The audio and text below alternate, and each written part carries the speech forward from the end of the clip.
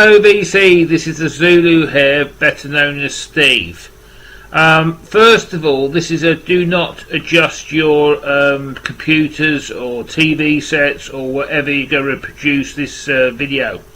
What happened was yesterday I upgraded my laptop. Doing some of the work I do, 4 gig just doesn't kick it for me.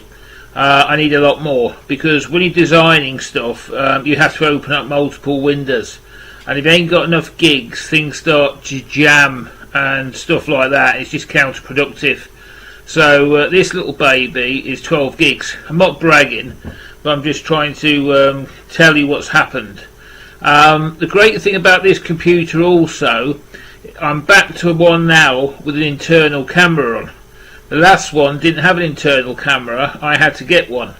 And also it's got a flash device that it's like a little pin of light, and so I won't have to worry about if the weather's dark anymore. I can still shoot.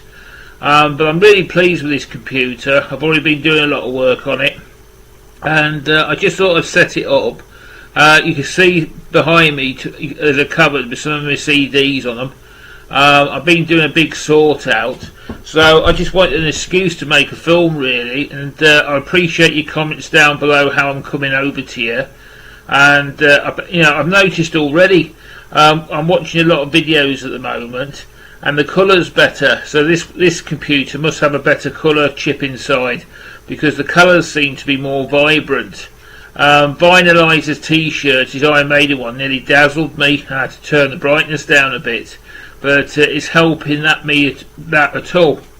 But if you're a regular viewer to this channel, last video was a band called Split Beaver I held up, and we were talking about a record company based in Wolverhampton, and who from Australia, he knows who is, commented. And this band also released on Heavy Metal Worldwide, the Sedgley Record Company. Now this album to me has got one of the best covers you'll ever see on a record cover. It's a band called Eli. They're a German stroke space rock stroke progressive rock band, and this is a really good album. There's a story behind this record as well, because it was on the wall for ages. This album cost some serious wedge. It was nearly a lot more than I could possibly afford and justify on spending on a record.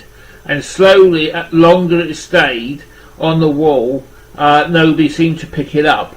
So in the end I got it at my normal price, which I was willing to pay for it, which was good news for me. But to me, I wanted this record in the collection because the front cover is absolutely breathtakingly good. The album itself, I'll leave you to form your own opinions, but basically it's one of these albums with a story on the back, and they've set music to the story, and unfortunately my eyes are struggling with it.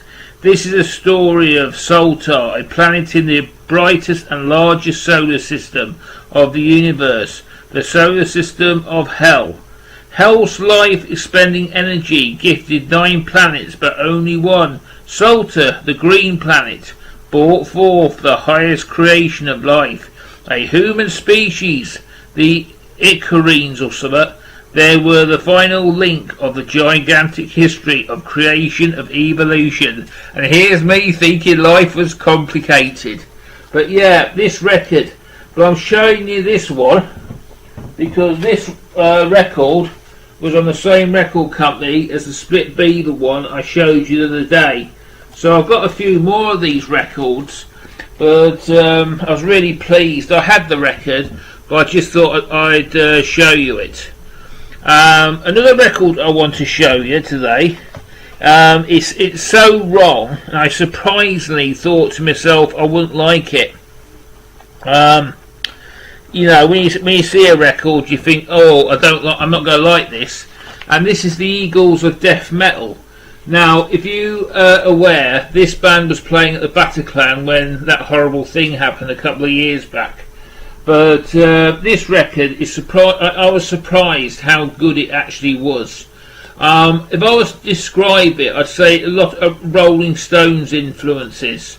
It's not metal, death metal, but it's a lot of rock sort of Stones. It's a good one. Also, there's a half decent version of a record called Save a Prayer, and that was originally done by Duran Duran. And I was playing this the other night, and all, I thoroughly enjoyed it. That's the track listing at the back. I hope you can see it okay. I think it looks like it's mirrored it to myself. But that's the track listing. I hope it comes out on the finished video okay. But yeah, it's not a bad album actually. Another album I've been listening to a lot, and this record, I've been with this band since the beginning, which is depressing, because this band was actually formed, this album was made in 1974, and it sort of shows how old I am, and it shows you mortality. And it's one of my top 5 favourite bands, and it's Sparks. It's called Kimono My House. I think it's their 3rd album, but I absolutely love these guys. They're brilliant. Not heavy metal, but they're sort of very hard to describe. Some people say they're glam rock, some people say they're rock, but this band is the only band I'd say the Roland Russell Male are unique. You can't put their music into a category or a genre. Also, for the fact that this album has their big hit, This Town Ain't Big Enough for the Both of Us. That record sort of shot them. This record was off that. But also, it's really funny because it was produced by a guy called Muff Winwood, and that didn't escape me either. And it's also got Dinky Diamond. He played the drums with him at the time. But it brings a smile to my face when you get produced by Muff Winwood. But yeah, this record is really awesome. If you want to look into something new, something sort of you wouldn't normally listen to, I recommend you give it a go. But as I say, it really depresses me because I would have been 8 years old when this album came out. And I remember it well because it's one album I couldn't afford when I was a kid, so I had to sort of pass it by. But I only picked up this copy last year. But that was the album. Another album I've been listening to is a rock album, and it's Kerry Livgren. I think I pronounced this right, but I believe he was a guitar player from Kansas. Scott sent me this record. It's called Seeds of Change, but what makes it brilliant for me is Ronnie James Dio singing on 2 tracks of this album. He's on To Live for the King and Mask of the Great Deceiver. But this album's a great prog rock album, and I'm thoroughly enjoying this. I'm giving this a lot of playtime just lately, and you can see the track listing at the back. I have been hitting a lot of heavy metal as well, mainly Split Beaver. It's just an awesome album. It did fulfil my expectations for the record. It's just out this world. It's a great blues track on it, and I can't recommend it enough if you're lucky enough to find it. But yeah, this video is more of an excuse just to make one really, because I want to see what this camera's like. You can see more of me now, and I just want to see what this camera's like on the new computer.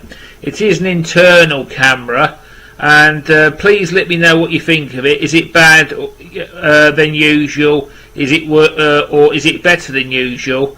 But I have noticed that the colour patterns are more vibrant, and I think what they've got in here is some sort of processor that was better. Anyway folks, I'm going to say goodbye. Tonsience and take care. Bye.